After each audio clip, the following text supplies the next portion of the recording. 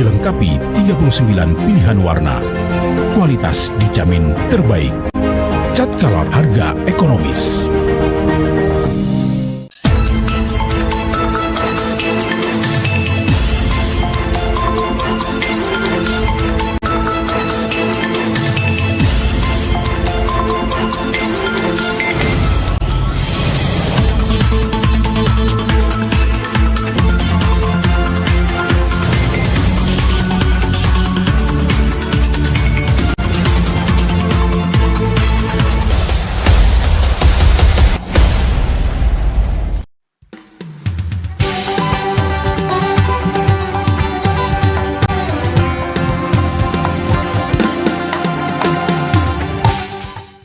Pemirsa, apa kabar? Selamat datang di program Bincang Wisata. Ini adalah sebuah program yang merupakan ruang dialog inspiratif bersama dengan Dinas Pariwisata DIY dan saya Marta Sasongko. Nah, kali ini kita akan membahas topik yang sedang relevan untuk pariwisata di Jogja, yaitu mewujudkan quality tourism, strategi meningkatkan kenyamanan dan lama tinggal wisatawan di Jogja. Kalau sebelum ini mungkin Anda termasuk juga yang tahu bahwa keberhasilan pariwisata sering diukur dengan berapa banyak jumlah wisatawan yang datang, dan kalau makin ramai itu dianggap sukses. Nah, hari ini sudah mulai berubah, kita akan mementingkan kualitas daripada kuantitas kunjungan. Jadi kualitas itu adalah sebuah pengalaman atau experience. Nah, kalau misalnya mass tourism itu menonjolkan angka, kalau quality tourism adalah tentang kenyamanan, keberlanjutan, pengalaman otentik dan juga manfaat. Nah, hal ini menarik tapi juga masih banyak tantangannya. Maka yang akan kita bahas hari ini adalah bagaimana menghadapinya, bagaimana strateginya, kebijakannya dari semua stakeholder. Nah, makanya sudah hadir 3 narasumber. Yang pertama adalah Pak Imam Priyono D. Putranto SEMSI, anggota Komisi B DPRD DIY fraksi PDIP. Pak Imam, apa kabar, Pak? Baik, assalamualaikum. Waalaikumsalam. Makasih, Mbak Marta. Agak panas tapi kita ngomongin kualitas ya, Pak. Panas juga semuanya ya. Semuanya. Hot juga kualitasnya ya. Semoga kualitasnya itu luar biasa. Luar biasa. Kita harapkan yang seperti itu, Pak. Iya. Dan kemudian juga hadir Kabid Pengembangan Sumber Daya Pariwisata Ibu Siti Inganati SSMM dari Dinas Pariwisata DIY. Ibu Inga, apa kabar, Bu? Alhamdulillah sehat, Mbak Marta juga sehat. Alhamdulillah. Makanya kita bisa ngobrol sekarang dan ngomongin tentang quality tourism ya, Bu. Oke. Dan kemudian yang ketiga adalah Bapak Trianto Sunarjati, Ketua ASITA DIY, Association of the Indonesian Tours and Travel Agencies. Pak Ato, apa kabar, Pak? Pagi, Mbak Marta. Iya. Alhamdulillah baik. Semangat ya kita ngobrolin tourism ya. Pokoknya walaupun cuaca panas tetap semangat. Iya benar. Wah, hari ini memang luar biasa panasnya, tapi mudah-mudahan panasnya adalah panas kita menggodok bagaimana quality tourism di Jogja ya. Ya. Nah, Setuju. saya ke Bu Inga dulu kalau begitu izin ya Pak Imam. Ya. Karena kan kalau bicara kuantitas selama ini memang kalau di Jogja itu sebagai ukuran, semakin banyak yang datang berarti DIY masih menjadi destinasi favorit gitu ya. Kemudian mungkin kalau nggak salah habis COVID itu ya Bu, kita mulai berpikir bagaimana mengembangkan quality tourism. Kalau dari Dispar sendiri apa sih yang terbayang Bu tentang quality tourism ini? Apakah konsepnya, apakah seperti apa? Iya, terima kasih Mbak Marta. Jadi kita dengan quality tourism itu kita berharap nanti wisatawan bisa mendapatkan pengalaman yang lebih dari sekedar mungkin jalan-jalan, tapi ada partisipasi atau ada kegiatan yang bisa membuat mereka mendapatkan pengalaman lebih dari kegiatan wisata yang misalnya. Kemudian sekarang ini ada kegiatan yang terkait dengan wellness tourism seperti itu. Kemudian kita juga mengembangkan terkait dengan desa wisata. Itu juga ada beberapa paket wisata di desa wisata. Itu harapannya bisa memberikan pengalaman yang lebih bagi wisatawan yang datang ke Jogja. Itu yang wisatawan yang datang ke Jogja. Kalau di average sekarang rata-rata apakah sudah meningkat Bu lama tinggal wisatawan di Jogja? Kalau lama tinggal kita masih hampir sama gitu. Bersama dengan sebelumnya. Iya, jadi memang menjadi PR bagi kita. Jadi sudah beberapa tahun ini ya memang ya ada kenaikan tapi tidak signifikan sekali. Jadi untuk yang wisatawan domestik terutama itu masih di angka 2, sekitar 2, kemudian yang wisatawan mancanegara di angka sekitar 3 hari. Jadi memang itu menjadi PR kita karena apalagi sekarang ini kemudian banyak tantangan juga terkait dengan mungkin adanya jalan tol gitu yang kemudian dan memudahkan mereka untuk keluar masuk DIY gitu. Jadi itu juga menjadi tantangan juga. Kemudian mungkin ada persaingan harga terkait dengan akomodasi juga, itu juga menjadi tantangan bagi DIY itu yang kemudian menjadi PR bagi kita semua. Kalau harapannya nanti jadi quality tourism itu length of stay-nya apakah juga akan berubah, Bu? Sampai berapa targetnya? Ya, kalau di targetnya yang di Ricardo itu nanti sampai ke 4 hari ya. Tapi ya itu juga agak berat ya. Tapi ya kita tetap akan berusaha semaksimal mungkin ya untuk meningkatkan kualitas destinasi wisata kita, meningkatkan SDM-nya, meningkatkan infrastrukturnya juga. Jadi kita harapannya nanti dengan dukungan semua pihak gitu. Jadi kita akan tetap berkolaborasi ya. Jadi antara pemerintah, swasta, dengan bea juga, dengan pelaku usaha juga. Kita harapannya nanti tetap berkolaborasi untuk meningkatkan kualitas dari pariwisata juga. Oke. Kalau dari Pak Ato, apakah teman-teman di industri pariwisata ini sudah mulai juga tentang berpikir tentang quality tourism? Kan tetap jumlah itu tuh sesuatu yang sangat visual gitu ya, bisa diukur, bisa dilihat gitu, masih menarik gitu. Nah, ketika ini ada perubahan, kita mau menuju ke quality tourism, apa yang terjadi sama teman-teman? Mungkin kita menyatukan persepsi dulu berkenaan dengan quality tourism itu sendiri, Pak Marta. Bahwa kalau dari sisi kami, pelaku industri, bahwa quality tourism itu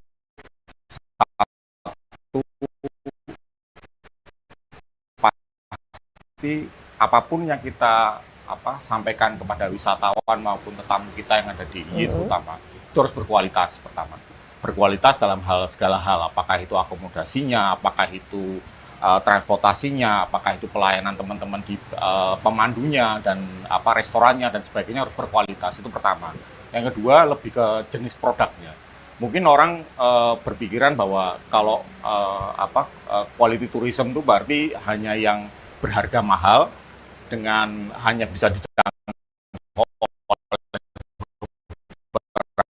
segmen market aja, ada yang berpikiran seperti itu. Karena orang berpikiran kadang-kadang quality tourism itu mahal. Mungkin sepertinya wellness tourism itu dianggap quality tourism karena untuk mengakses itu juga secara pricing juga tertentu harus dijangkau tertentu. Nah, ini harus kita luruskan dulu. Kalau saya sih berpikiran bahwa kalau di teman-teman industri quality tourism sebenarnya kita udah lakukan sejak lama sebetulnya. Cuman secara kuantitas teman-teman yang melakukan mungkin belum banyak. Dalam artian umpamanya kalau kita bilang quality tourism kan seperti kita membuat village tour atau tour ke desa itu udah quality tourism karena itu berkaitan dengan pedesaan, kemudian dengan belajar tentang local wisdom, kemudian juga belajar tentang hal-hal yang tidak bisa dirasakan di wisatawan yang dari kota atau itu sudah sebuah quality tourism gitu kan. Jadi hal ini sudah kita lakukan sejak lama sebetulnya. Cuman secara kuantitas teman-teman industri yang membuat produk seperti itu belum banyak.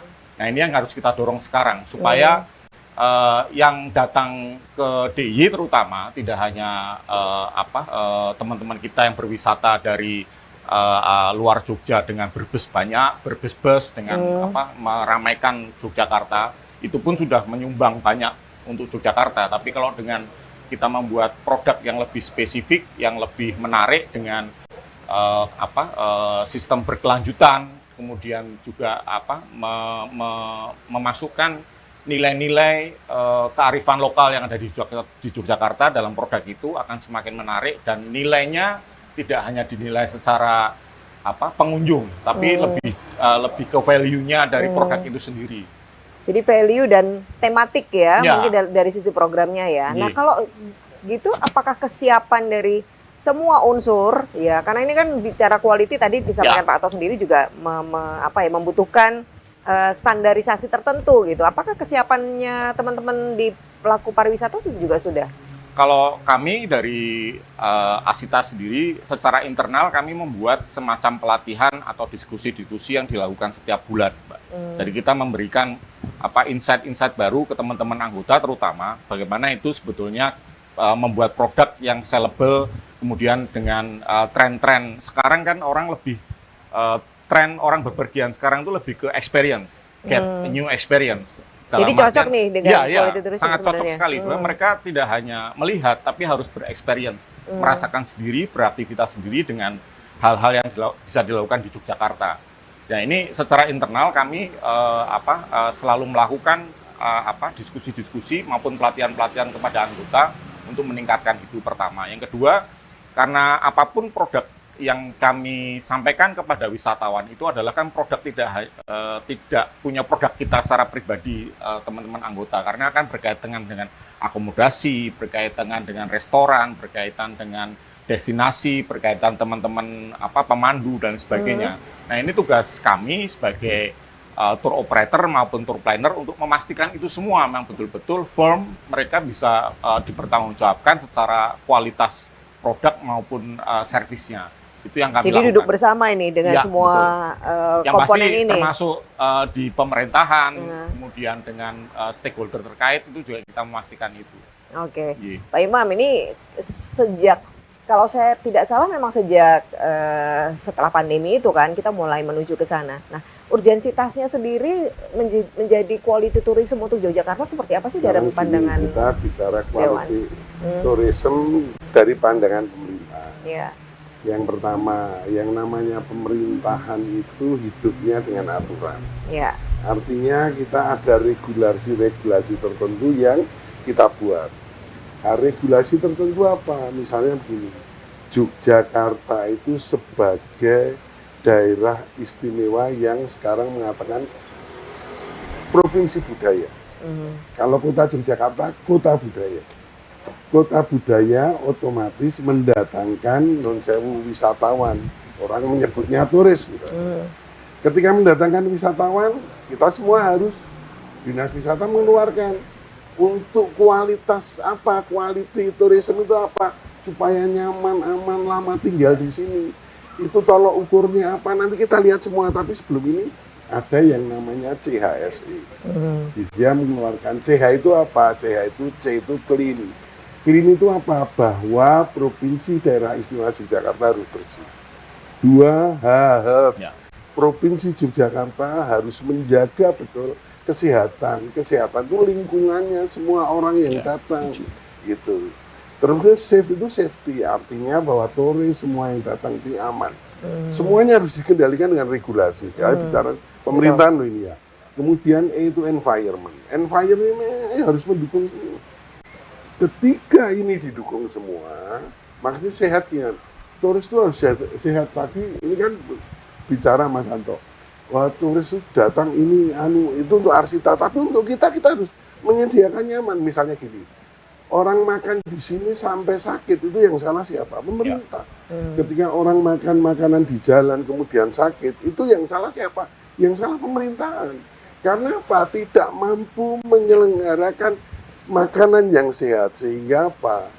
Ketika pelaku-pelaku wisata di sini kita harus siap. Malioboro sebagai warisan kota budaya dunia yang disahkan oleh UNESCO. Maka ketika turis-turis yang datang di sana, banyak sekali di sana, quality itu quality dalam apa? Orang datang di sana jajan diyakini aman. Sehingga apa? Kualitas terhadap semuanya makanan terjaga. Sehingga semua pelaku kuliner harus punya NIB. Itu dampak-dampak yang dilakukan karena yang namanya wisatawan tidak mungkin lepas dari dampak ekonomi. Sehingga apa?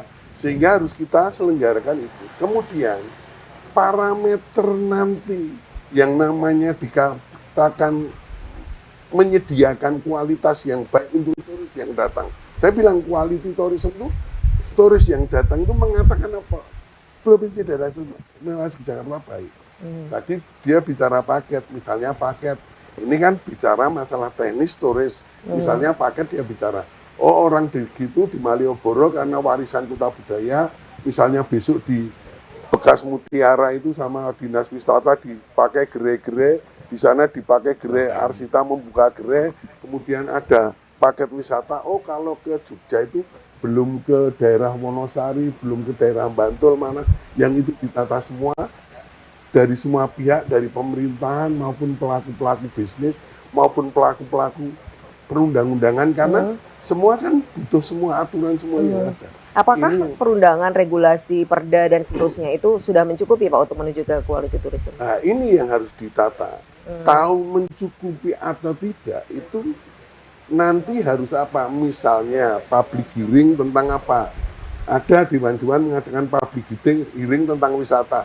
Yang diundang siapa? Pelakunya tidak masyarakat, tapi Arsita. Datang public hearing dengan Arsita, sehingga apa? Memberi masukan-masukan apakah undang-undangnya itu pengawasannya untuk itu sudah baik. Apakah aturan-aturannya perlu ditambah lagi? Sehingga apa? Aturan itu menyangkut apa? Jangan bilang aturan itu hanya membatasi, tidak. Karena aturan itu menyangkut di dalam regulasi, menyangkut anggaran.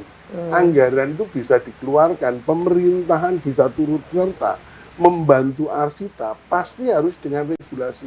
Ketika ada regulasinya, maka nanti di dalam regulasi itu ditata dalam narasi Bapeda. Ketika ditata dalam narasi Bapeda, maka ada nomenklatur untuk membantu Arsita dalam rangka apa? Mengembangkan pariwisata sehingga apa?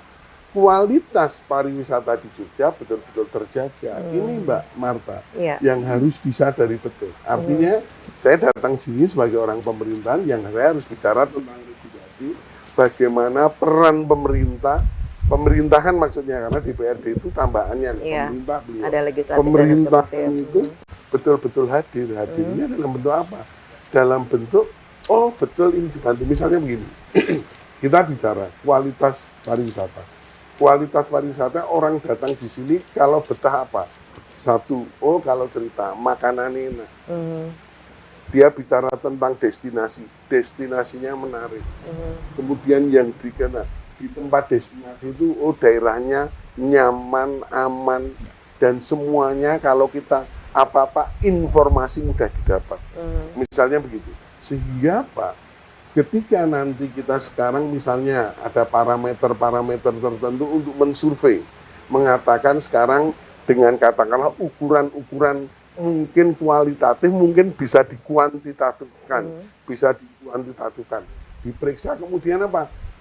Nilai kualitatifnya segini. Ketika nanti 1 tahun yang akan datang, misalnya program-program ini dijalankan, kemudian masuk dalam nomenklatur di Bapeda yang bisa pemerintahan itu turun, pemerintah itu betul-betul membantu. Terus kemudian 1 tahun kemudian ada survei lagi. Sebetulnya dengan adanya peran pemerintah ini tambah maju apa tidak? Misalnya apa? Daerah destinasi wisata yang dikehendaki Arsita, yang laris misalnya, yang banyak pengunjungnya datang. Ini apa? Supaya non-sewu transportasi itu baik, informasi barang dan orang. Informasi barang dan orang itu artinya orang datang itu mudah. Ya toh, barang datang mudah. Barang datang itu apa? Sehingga harga barang itu murah. Orang makan di situ jadi murah. Karena apa? Harga barang murah. Artinya transportasi untuk barang dan orang itu mudah. Orang datang ke situ mudah. Sehingga apa? Sehingga ada sinkronisasi. Tidak mungkin yang namanya quality tourism atau kualitas untuk tourism itu hanya dimiliki oleh dinas pariwisata. Dinas lain juga terkait. Iya. Terkait apa? Untuk dikatakan kualitinya bagus, orang stay lama tinggal di sana. Ya orang kalau datang mudah transportasinya, kaitannya dinas PI. Orang makanan bersih, sehat, apa-apa, berarti dinas UMKM-nya di sana harus dibantu. Kemudian apa? Dia dapat mendapat cerita-cerita dinas pariwisata nanti non-sewu pemandunya dengan Arsita. Misalnya apa? Turis dari luar harus bahasanya baik. Entah bahasa, biasanya kalau English language nggak ada masalah. Tapi kalau Japanese language atau yang lain, language yang lain, bagaimana dinas pariwisata bekerja sama dengan Arsita untuk apa? Untuk menyelenggarakan pemandu itu dapat berlatih bahasa, Ya. dapat berlatih kuliner, dapat berlatih hal-hal yang menceritakan tentang histori atau sejarahnya kota Jogja. Sehingga menarik. Kadang-kadang misalnya ini bicara domestik, katakanlah gini, bicara tentang destinasi makam kota gede misalnya. Pemandunya harus cerita tentang makam kota gede dan apa yang ada di kota gede itu tidak hanya nanti hanya cerita itu, tetapi kalau orang datang di sana mungkin ya dilatih. Oh ya harus dilatih keagamaan sehingga apa? Oh orang datang ke makam kota gede itu tidak hanya mengunjungi makam raja-raja, tapi diceritakan kalau orang datang ke sini biasanya banyak orang melakukan sholawatan. Ketika sholawatan syafaat Rasul hadir.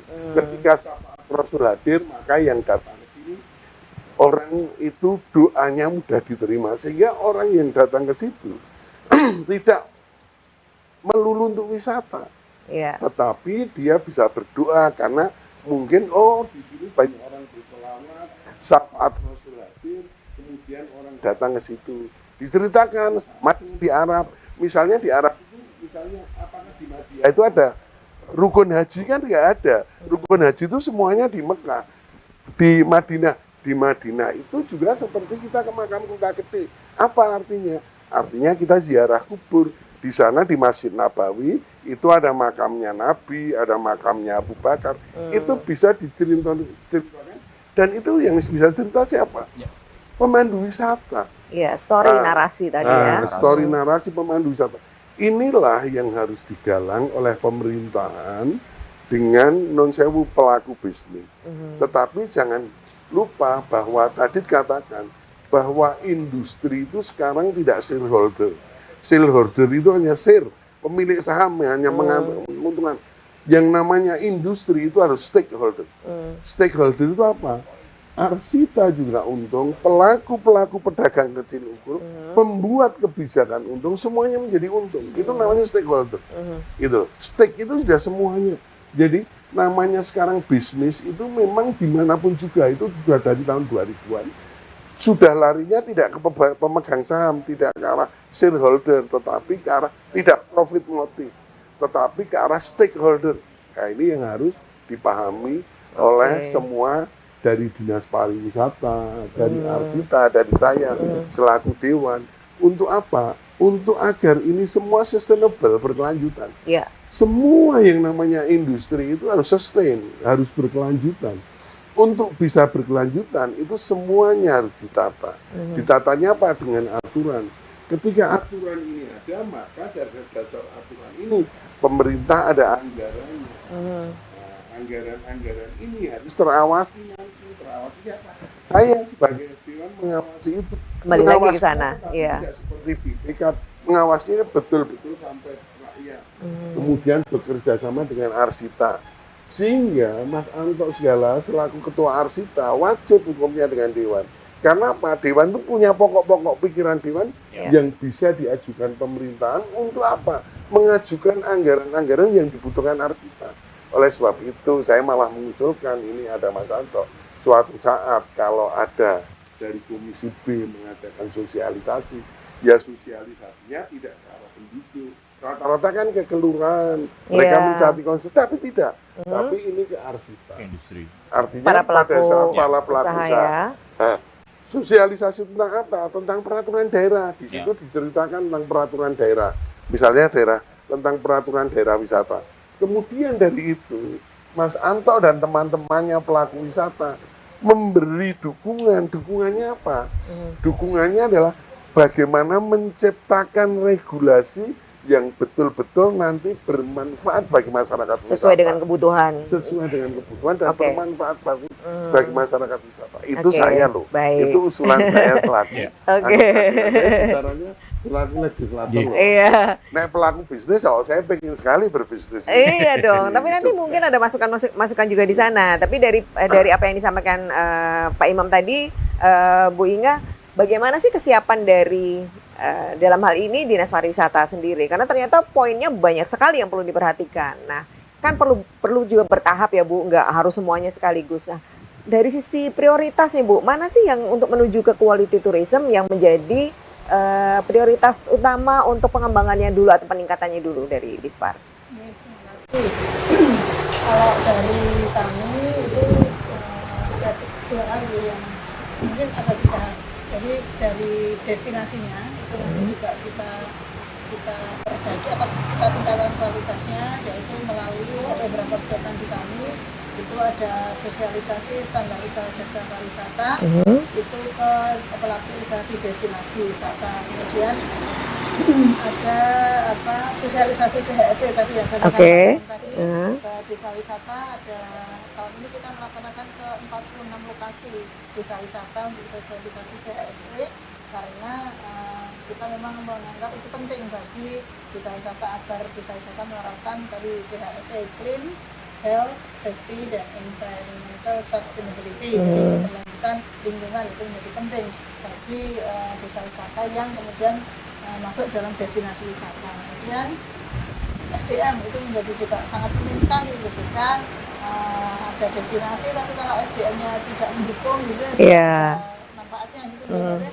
servicesnya, delivery-nya, untuk pengelolaannya, kemudian hospitality-nya itu menjadi sangat penting karena wisatawan mesti akan berkesan ketika sambutannya bagus, kemudian tempatnya bersih, layanannya bagus, kemudian fasilitasnya juga mendukung gitu, mereka akan berkesan, kemudian nanti akan mendapatkan pengalaman yang lebih baik lagi. Kemudian yang tidak kalah penting juga ada terkait dengan pemanfaatan teknologi. Jadi sekarang ini ketika destinasi sudah siap, ketika masyarakatnya sudah siap, itu kalau kita tidak mempromosikannya juga tidak akan ada yang datang gitu ya. Jadi itu juga menjadi penting bagi kami. Jadi minimal di tiga hal tersebut yang kita highlight untuk ke depan. Oke, baik. Kita mau ngobrolin lagi, ternyata bukan hal yang sepele yang bisa semudah membalikan tangan gitu ya. Jadi dari quantity menjadi quality gitu ya. Tapi kita bukan pesimis. Kita masih optimis dan setelah ini kita mau bicarakan mungkin lebih detail gimana prosesnya menuju ke sana. Nah, kalau Anda ingin tahu, jangan kemana-mana, tetap di Bincang Pariwisata.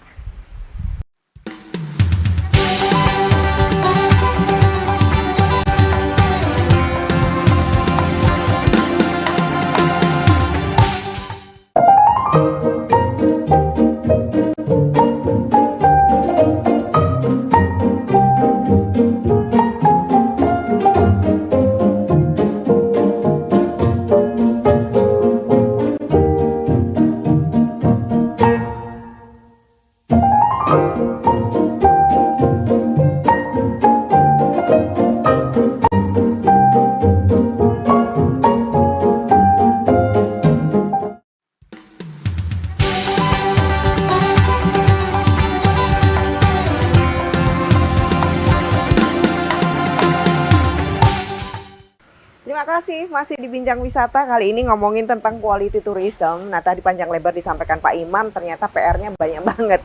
Tapi dari Bu Inga bahwa Dinas Pariwisata sudah punya prioritas. Nah, saya tanya ke Pak Ato nih, kalau dari beberapa tantangan tadi ada aspek SDM-nya, aspek destinasi, industri pariwisatanya, kemudian pemasaran, juga kelembagaan.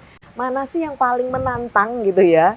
Tapi sebenarnya pertanyaan saya pentingnya mana yang paling gampang gitu dilakukan dalam konteks stakeholder tadi menyatukan persepsinya, kemudian berjalannya bisa beriringan. Mana yang masih PR besar buat Asita? Iya, Mbak Marta.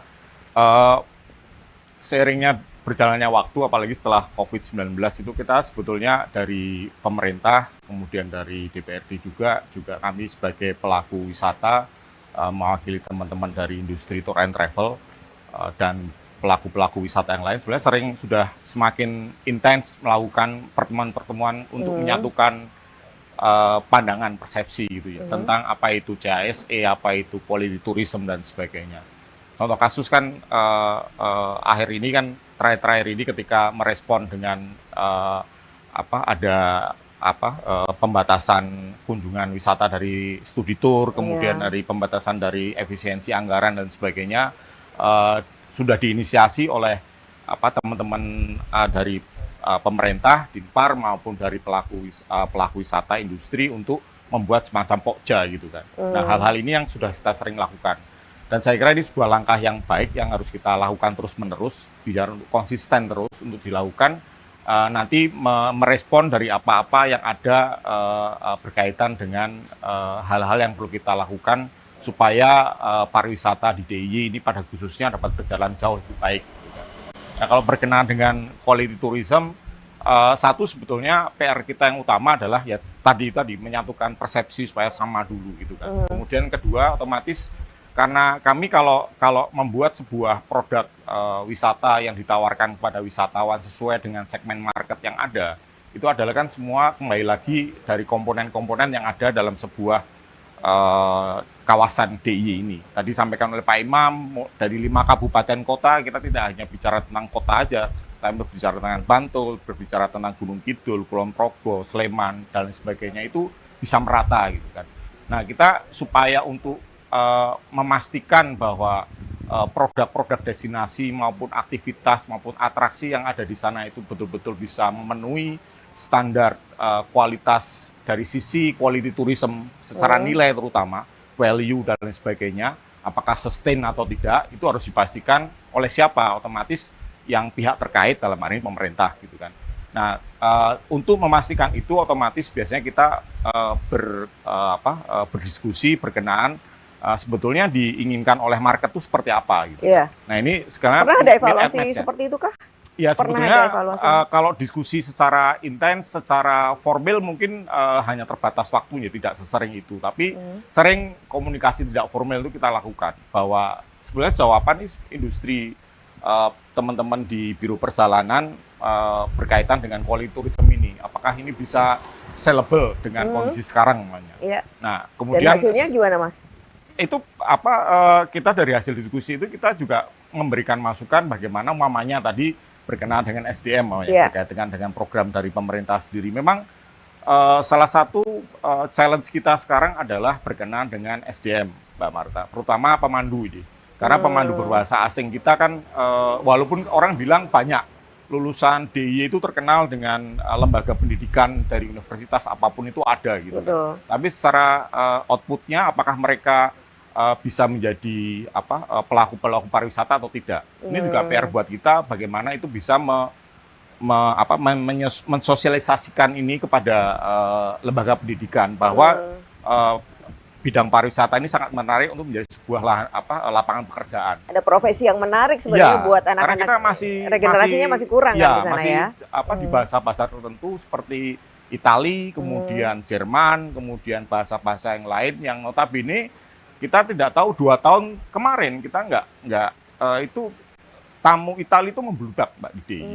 Itu sangat kita kaget sekali, pelaku itu kita nggak sadar karena dulu Italia itu termasuk segmen market yang jarang masuk ke Jogja dan Jawa, tapi waktu itu membludak.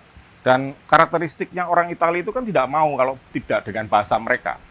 Nah, ini sampai sekarang akhirnya kalau itu tidak bisa dipenuhi oleh kita sebagai destinasi untuk menyediakan SDM ini, otomatis kan mereka bisa aja menjadi tidak akan ke sini lagi karena keterbatasan itu. Tapi secara destinasi, secara ini apakah secara paket wisata, apakah memang targetnya lebih banyak ke wisatawan asing? Kalau apapun ini? Secara kuantitas, kembali kuantitas ya. Maksud saya, kalaupun wisatawan pasti yang terbanyak adalah tamu Nusantara gitu. Makanya tadi kita harus menyatukan persepsi dulu nih yang dianggap mass tourism itu apa, yang dianggap tidak mass tourism itu apa, gitu kan. Saya kira sih apapun, kalaupun teman-teman yang berdatangan selama ini ke Yogyakarta dengan berbus-bus dan sebagainya, mereka sudah menyumbang luar biasa untuk Yogyakarta. Baik itu mungkin dirasakan secara langsung maupun tidak langsung, tapi masyarakat kecil, UMKM, para penjual makanan, souvenir itu sudah merasakan gitu kan. Cuman kadang kita berpikir bahwa quality tourism itu sebuah produk yang hanya bisa dijangkau oleh market tertentu gitu kan. Sebetulnya kalau kita membuat sebuah produk yang bisa dijangkau oleh segmen apapun itu juga bisa. Umpamanya katakanlah, kalaupun ada studi tour ke Yogyakarta, sebetulnya kan objek untuk belajar tentang budaya, belajar tentang desa, belajar tentang museum mungkin, atau itu kan banyak sekali di Yogyakarta. Tinggal kita bagaimana itu menarasikan dalam sebuah produk sehingga itu menarik, dan itu sebetulnya bisa diakses oleh yang datang ke Yogyakarta dengan sangat mass ya, kalau artian banyak sekali yang datang. Tinggal nilainya dan teman-teman industri ini, katakanlah teman-teman tour and travel itu bisa menawarkan itu kepada klien ataupun sekolah-sekolah untuk menjadi sebuah paket wisata yang menarik di Yogyakarta dengan berkualitas ya. Jadi kita apa kayak semacam kemarin isu banyak dilarang orang studi tour di Yogyakarta karena ini apa orang ke sini banyak kan piknik dalam tanda kutip ya. Mungkin hanya ke tempat destinasi, tapi sebetulnya kan tidak.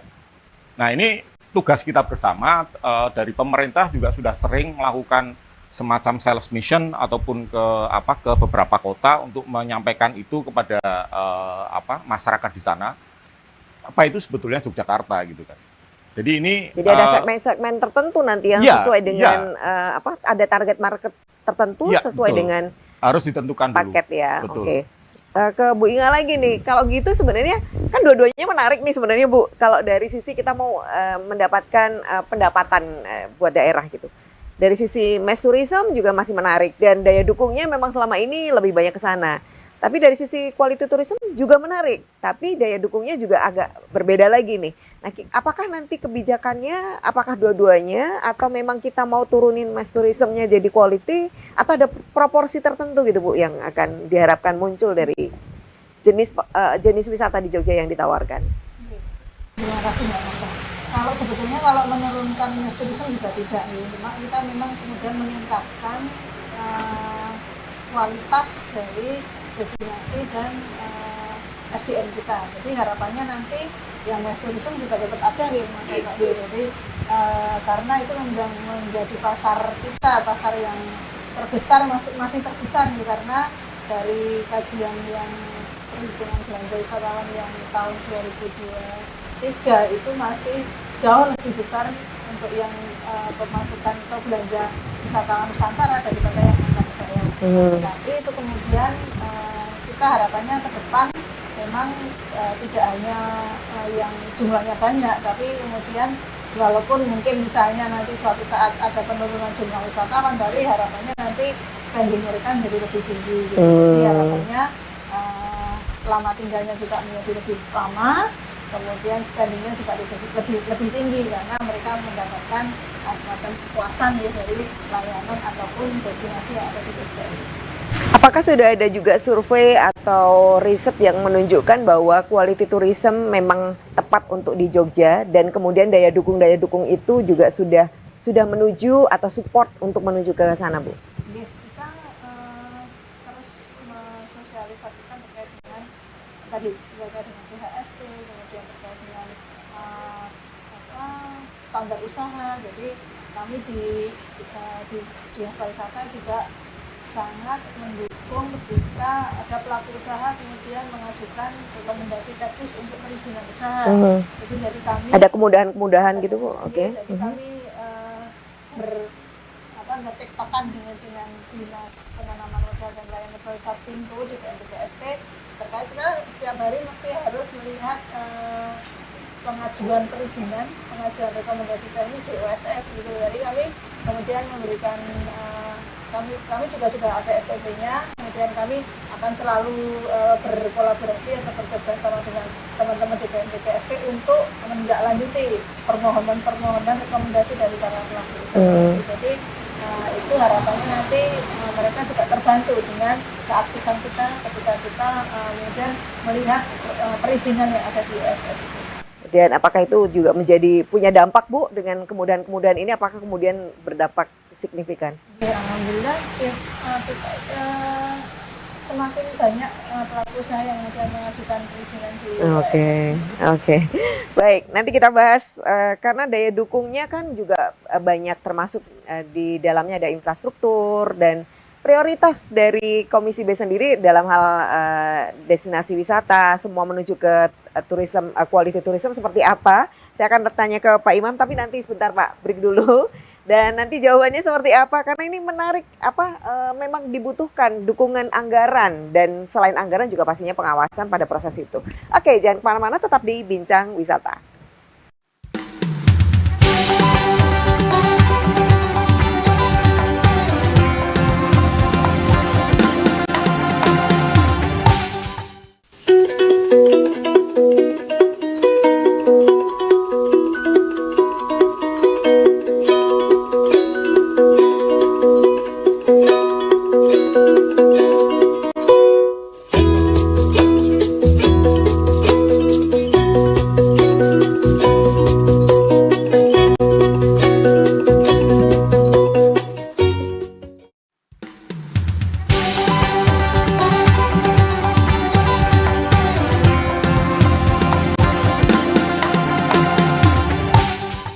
Oke, bincang wisata masih ngomongin tentang quality tourism untuk Jogja gimana ya. Nah, saya ke Pak Imam.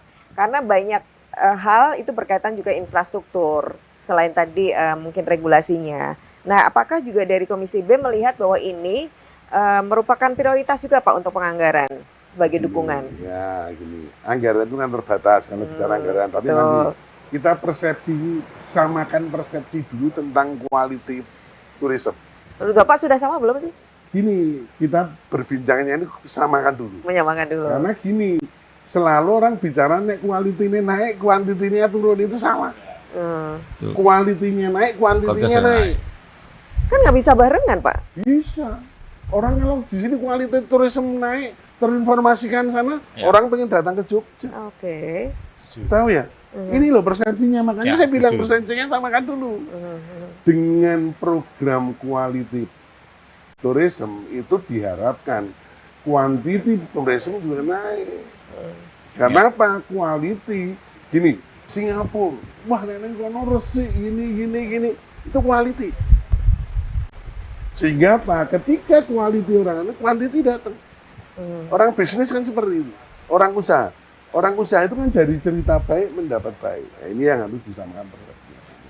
Terus kemudian regulasi yang harus ditangani. Regulasi saya memberi contoh saja. Regulasi yang namanya tentang quality tourism tidak bisa berdiri dinas pariwisata sendiri. Makanya saya katakan quality tourism itu dasarnya adalah stakeholder. Contoh sekarang, saya Bu Inga bicara ada 46 kegiatan titik-titik destinasi dalam rangka untuk istilahnya memajukan. Sebetulnya tidak begitu.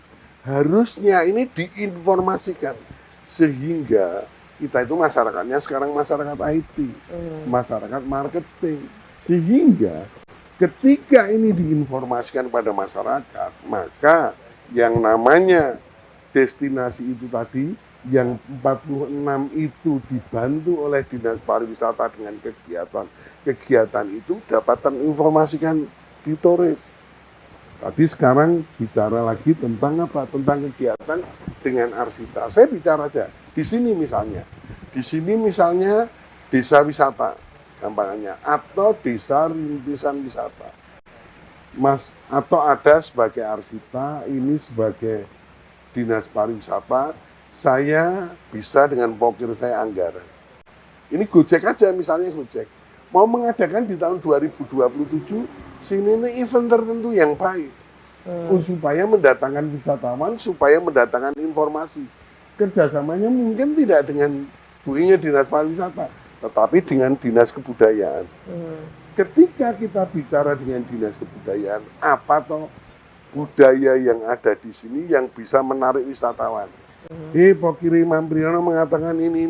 Kemudian Dinas Kebudayaan melalui Dinas Kebudayaan nanti apa yang bisa destinasi Arsita ini yang mempoles, Pak, dia tahu keinginan wisatawan.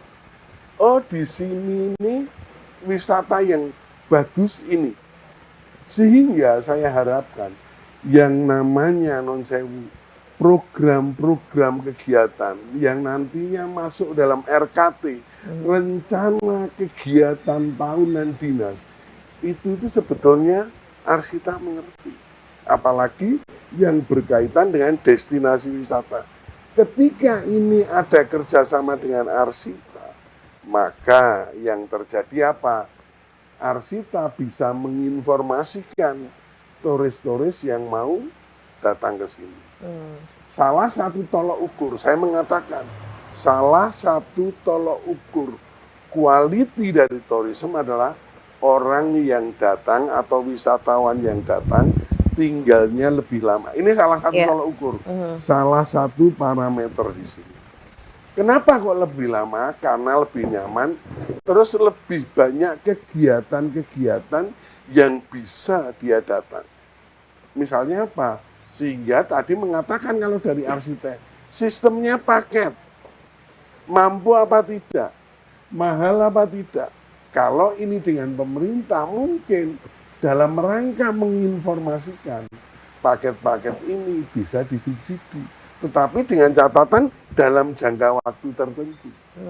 Subsidinya dalam bentuk apa? Subsidinya mungkin tidak dalam bentuk uang, tetapi dalam bentuk misalnya guide-nya. Misalnya nanti dalam bentuk apa? Pemandu wisatanya itu. Nun sewu yang memberikan pemerintah dan itu gratis. Ada beberapa, tetapi ini kerjasama dengan Arsita. Jadi ketika ini dipahami semua, maka apa? Aturan-aturan yang akan dibuat akan lebih mudah. Jangan nanti terus, nek kita itu kualitasnya naik, kuantitinya naik, berarti ini yang harus dinaikkan. Ya toh? Otomatis kalau ini kan pres, contohnya begini.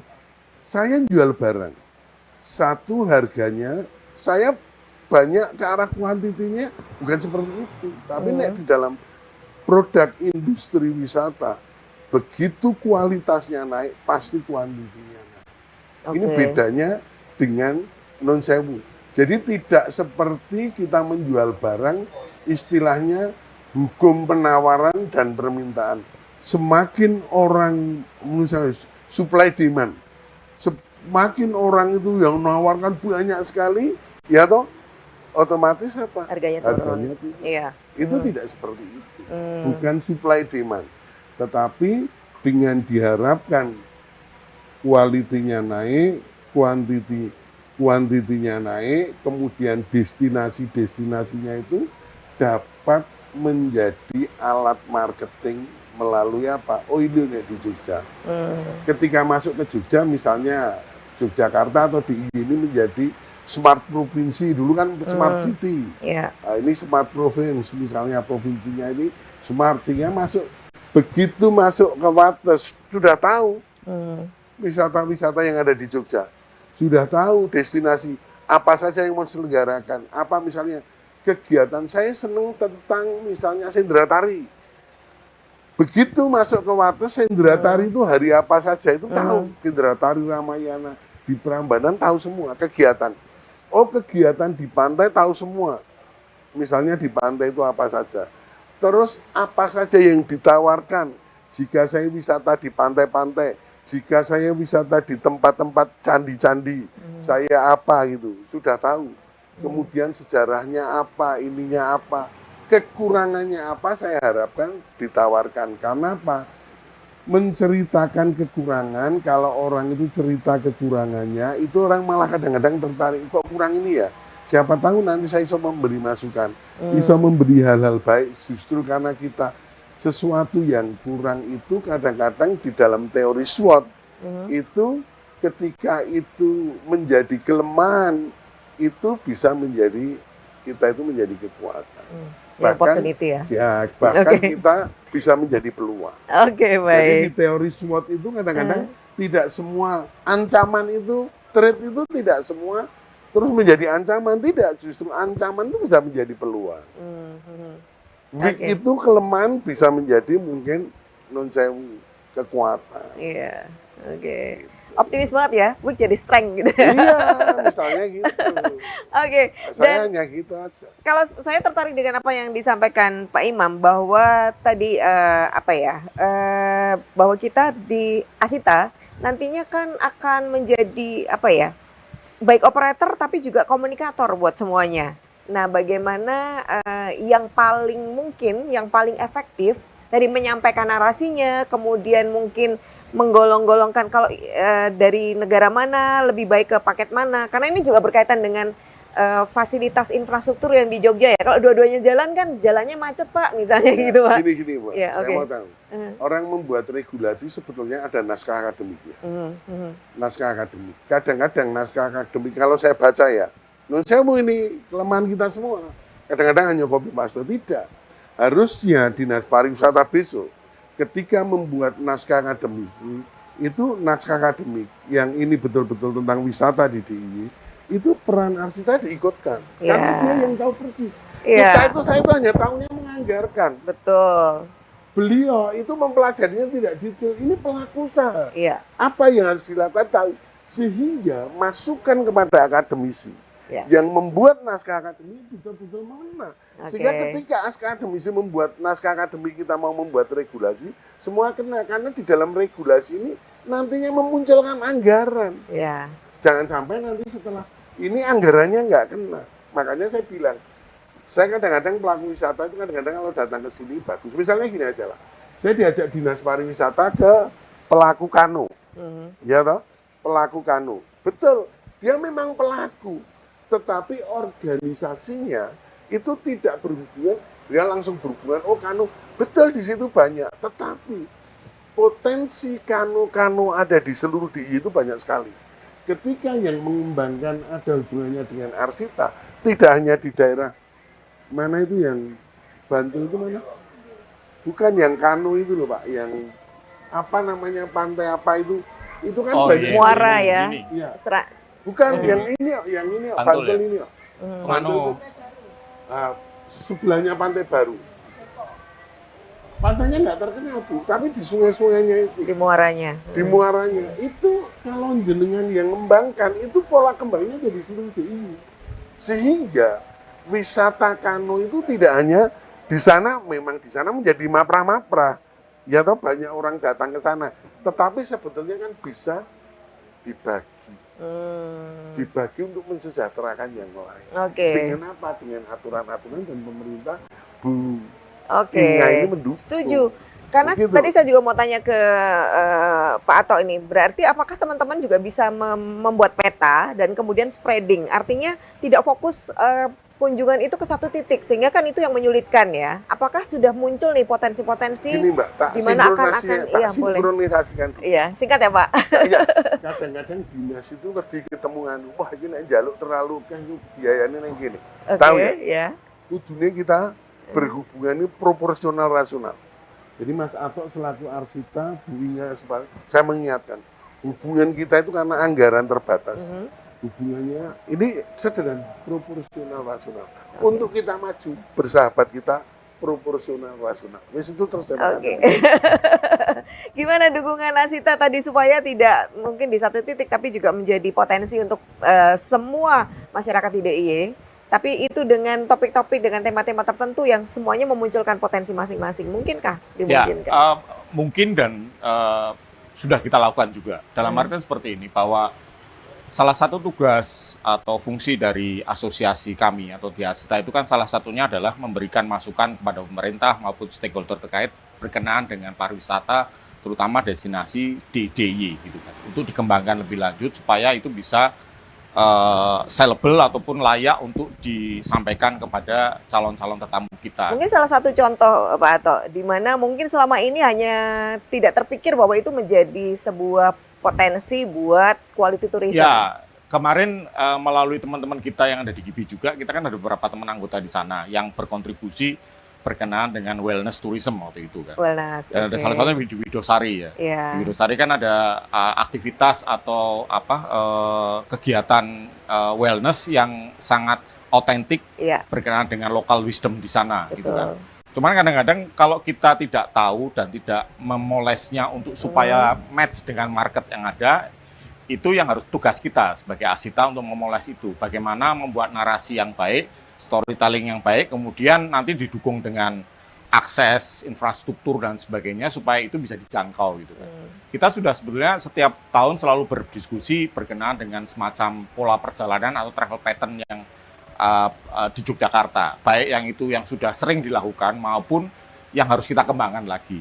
Karena market atau segmen market kita yang ada di, terutama kalau kita bicara wisatawan mancanegara, itu kan ataupun wisatawan Nusantara sebetulnya membutuhkan hal-hal yang produk-produk yang up to date. Up to date dalam artian tidak meng-up to date destinasi yang sudah ada, tapi juga aktivitas-aktivitas yang baru yang kira-kira itu bisa ditawarkan lagi kepada wisatawan yang lain supaya mereka datang ke Yogyakarta tidak hanya 1 kali 2 kali, tapi bisa lebih sering lagi. Pertama dengan pengalaman yang baru, pertama itu. Yang kedua, otomatis dengan tadi salah satu contohnya dengan produk yang selama ini hanya mungkin diketahui oleh orang-orang tertentu aja, kemudian kita kembangkan lebih baik, akhirnya otomatis dengan banyak aktivitas yang ada di Yogyakarta yang disampaikan Pak Imam tadi, otomatis kan akan menambah length of stay. Orang nggak mungkin 3 hari 2 malam lagi di Jogja untuk ke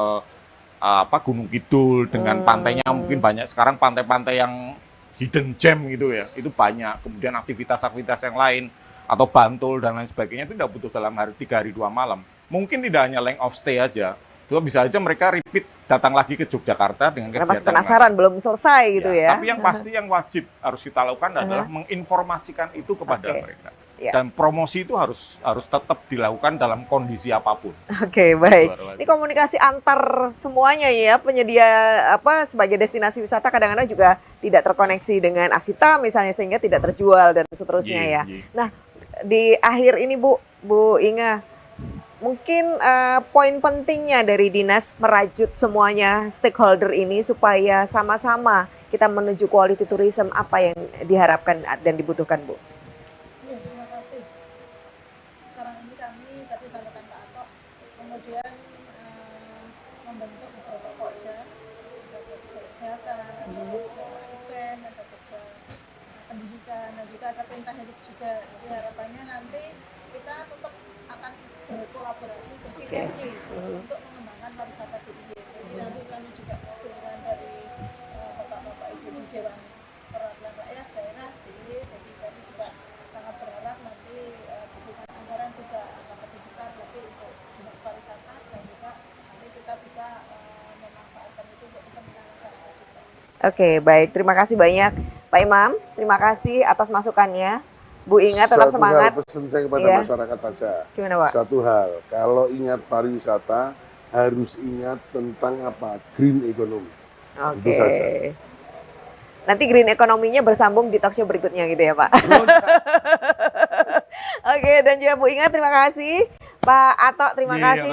Semangat juga buat teman-teman untuk menyamakan persepsi, tapi juga kemudian sambil kita membuat contoh-contoh di mana itu nanti akan diduplikasi ya, dan semakin mempercepat mewujudkan menjadi quality tourism. Terima kasih juga buat Anda, semoga ini menjadi masukan cukup panjang, cukup detail, tapi semoga tetap bisa membuat kita memulai dengan langkah yang paling simple sehingga bersama-sama semua stakeholder siap untuk mewujudkan Jogja sebagai destinasi dengan quality tourism. Saya Marta Sasongko, sampai ketemu di Bincang Wisata edisi selanjutnya.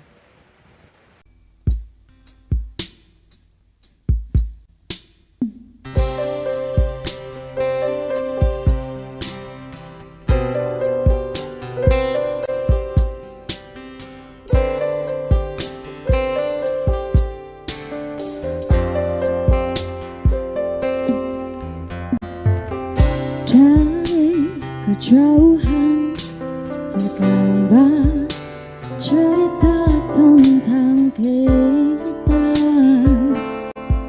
berpisah jarak dan waktu. Ini ku ungkapkan rindu lewat kata indah, tak cukup untuk dirimu sebab kau terlalu indah dari sekedar kata. Dunia berhenti sejenak menikmati indahmu.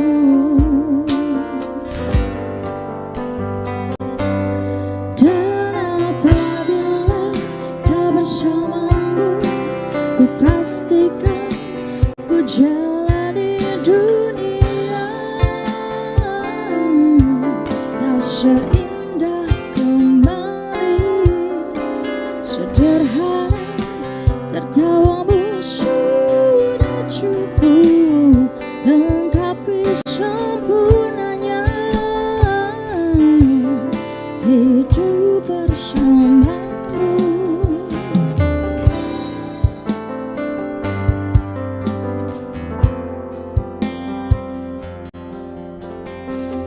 Jika hariku lalui tanpa halu, percuma senyumku dengan dia.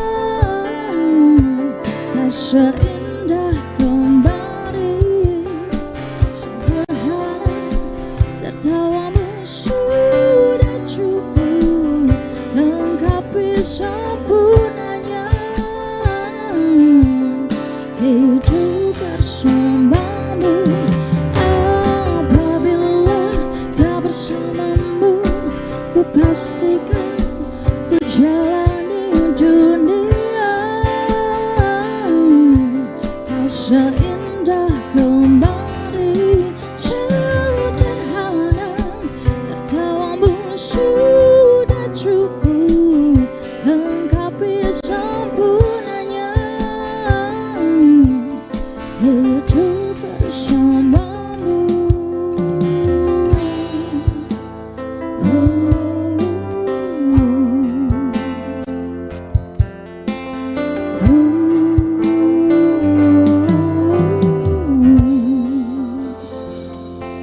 Sebab kau terlalu indah dari sekedar kata, dunia berhenti sejenak menikmati